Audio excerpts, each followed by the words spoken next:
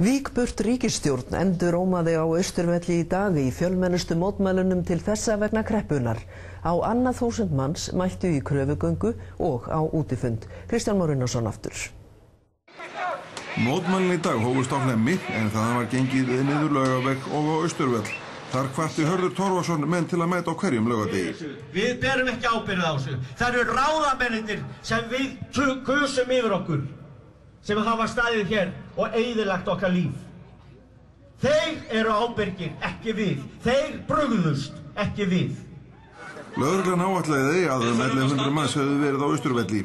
Greinilegt var að breiðari hópur þjóðfélagsþegna tók þátt í mótmælunum en áður. Hvers vegna mætir þú? Þú veist það sjálfur. Ég mæti þeirri von að hér verðum ennþá meiri fjöldi innan skamms og að það hafi þar afleiðingar að bæði Seðlabankastjórnin og ríkisstjórnin fari frá völdum. Hvers vegna? Að því hún hefur svikið þessa þjóð og logið að henni.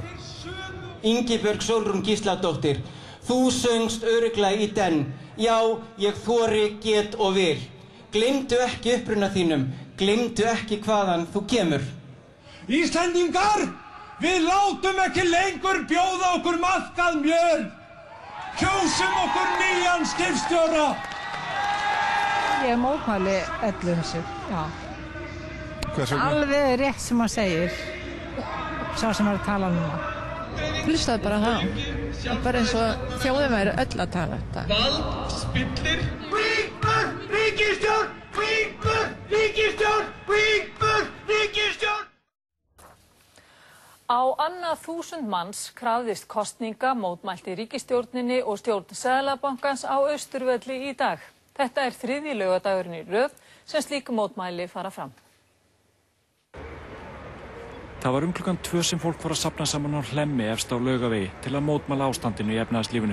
Nokkur hundruð manns gengu síðan fylktu liði niður Laugaveginn undir hljóði sem Íslendingar tengja nú sjálfkrafa við mótmæli.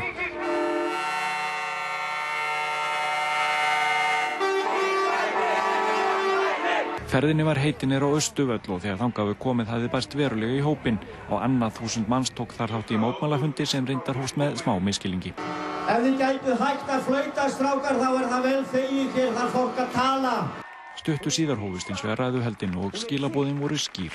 Við viljum Seðlabankastjórnina burt, samstundis. Og svo segjum við, ríkisstjórn, burt með ykkur. Ég vil að við þurfum að gera eitthvað aðeins meira heldur en bara að klappa saman höndunum fólk, því að það er ekki hlustað á það. Við verðum að mæta inn á pallana og við þurfum sjálfsagt að henda þessum mönnum út úr Alþingishúsinu. Íslendingar, við látum ekki lengur bjóða okkur maðkað mjöl. Kjósum okkur nýjan skipstjóra.